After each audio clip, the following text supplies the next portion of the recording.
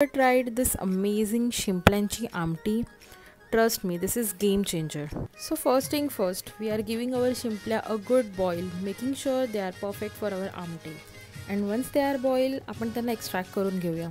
हे बघा how easy it is. Now for the actual amti, we are starting with our basic with some finely chopped हिरवी मिरची, आलं लसूण with some जिऱ्याची फोडणी.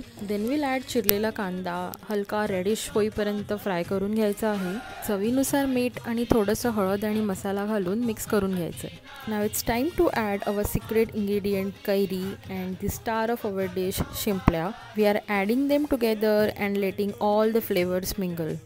सो the boil केलेल्या शिंपल्यांचं पाणी आपल्याला ह्याच्यात ॲड करून घ्यायचं आहे फॉर दॅट अमेझिंग शिंपल्यांची taste and stir it well. And now the little boil and our शिंपल्यांची amti is ready to be serve with some hot rice and fried fish. खूपच फ्लेवरफुल अँड टँग